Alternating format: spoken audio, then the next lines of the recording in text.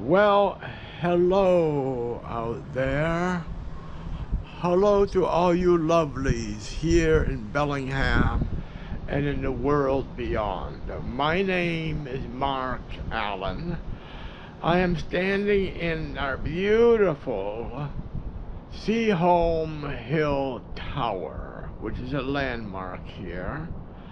And as I wander up and down the beautiful hill here, I'm going to treat you all as my childhood psychiatrist, a wonderful man by the name of Dr. Norman Leopold of Boston in the 1960s. My autism was a lot worse, and he did a lot to me.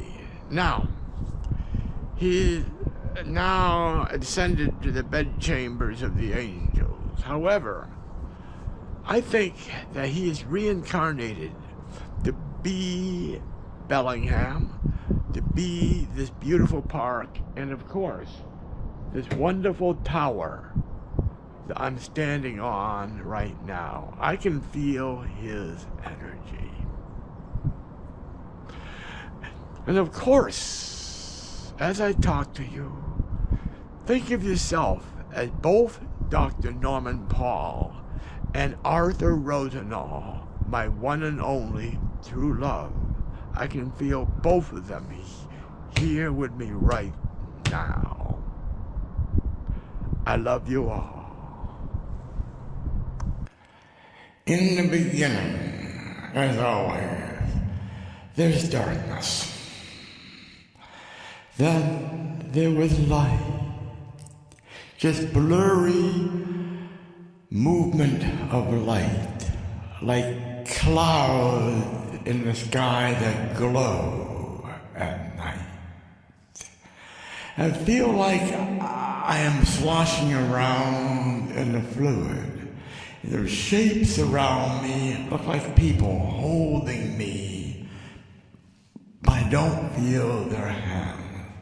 I feel like I'm in some sort of fluid, in a big plastic bubble.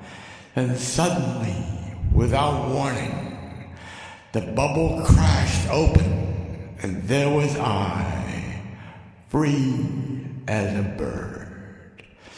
Free to fly, free to dance, free to sing wild, weird song with and without permission. Well, I didn't know it at the time. I just had what we now call an en-cow birth. I knew, even from the beginning, something weird. I felt important. I felt valuable. However, I also felt very fragile and need to be protected. Think of that priceless artifact in a museum. And it's fragile. They put it in a bulletproof glass case so nobody can break it. I felt like that. Well, the en-cow birth is interesting because it mimics that. The umbilical sac that everybody's in, of course, for me did not break upon emerging from the womb. So I was protected. There is folklore in connection with the en-cow birth. It means you're special. You may be fragile. You may be scared. You may need to be protected. Some weird things happened later in my life that I'll talk about later on in this series. But just think of it.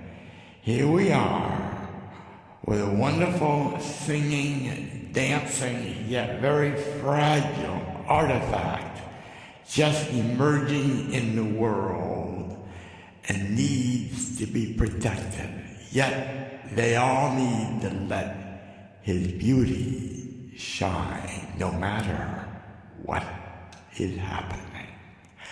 but I was still scared. Now I find myself in a room, in a house, very quiet. There's a small room. It is nighttime. It is dark. I see images of light that move around the ceiling of the room, like the clouds in the sky. I am scared. Where am I? Are the clouds gonna bring me up into the sky and shoot me off to a far galaxy, far, far away from my family? I am scared. Where am I? Mom, don't let the clouds take me away.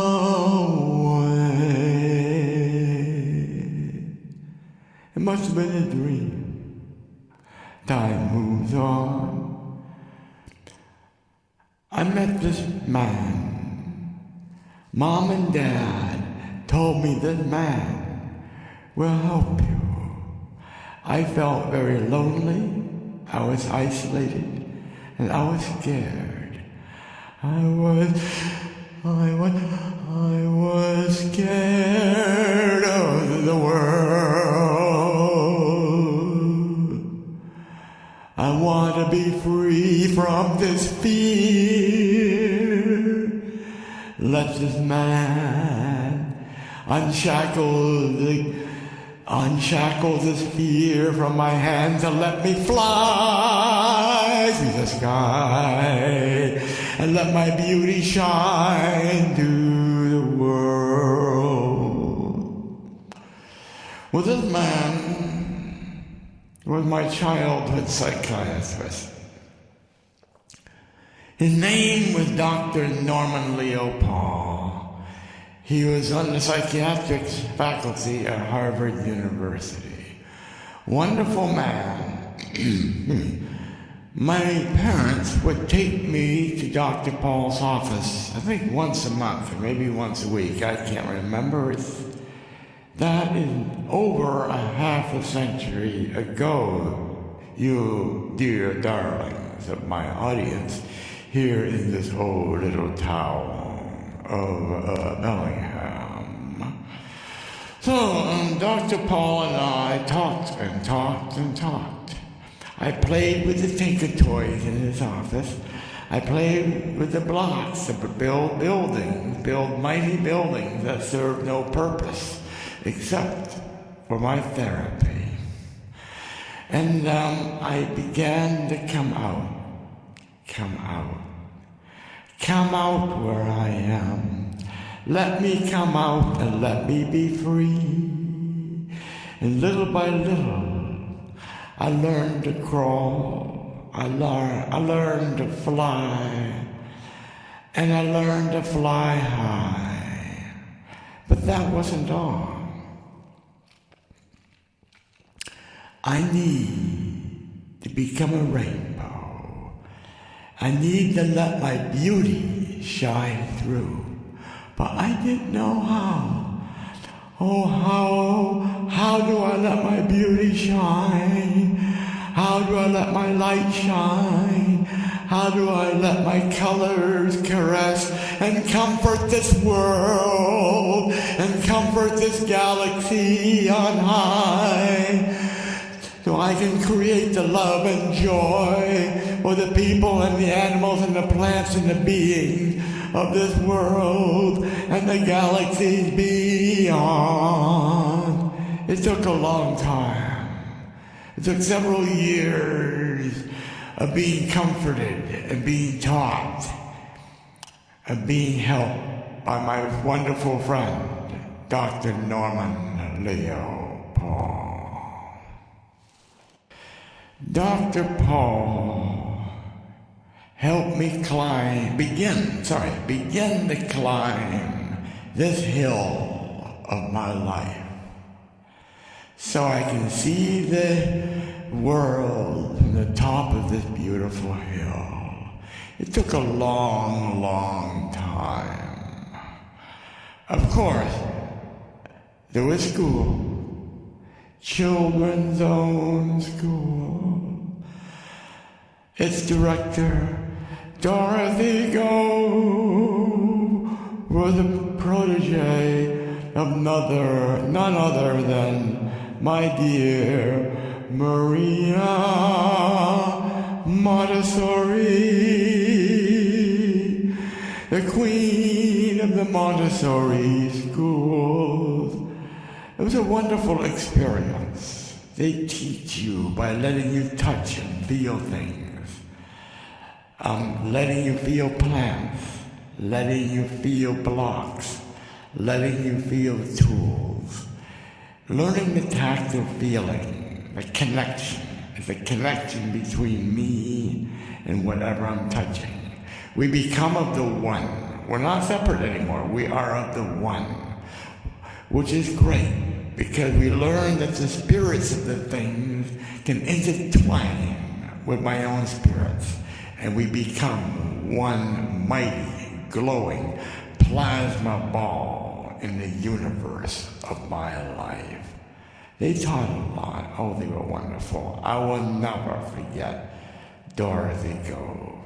Now, of course, she's up in the bedchambers of the angels, now hanging around up there with many angels, including Dr. Paul. He passed on. But I need to tell you, 20 years after my childhood, I had a reunion with Dr. Paul. He had retired, but he invited me to come to his office. And we talked just like childhood. And he noticed how I blossomed into a fully mature, fully beautiful rainbow. A rainbow that dances everywhere, dances with or without permission, dances no matter what people think. He just dances. I dance in his dreams. Dr. Paul cried. He cried on my shoulder, seeing how much I have developed myself into this great plasma of beautiful colors. Oh my, how time flies. Time flies faster than an eagle that flies to the setting sun, letting the golden rays of his wisdom shine upon us all. This should be continued sometime whenever I'm in the mood. But of course, if you see me dancing around, or riding my bicycle, or swimming in the pool of the YMCA, or the pool at Western Washington University, or hanging out in this beautiful spa of the pool at Western Washington University, come on in, the water is fine, and let's just chat, and maybe we can dance. If you see this guy dancing in a swimming pool, come on in, say hi, and let's chat. It's probably myself. I love you all from deep within my heart. Bye-bye.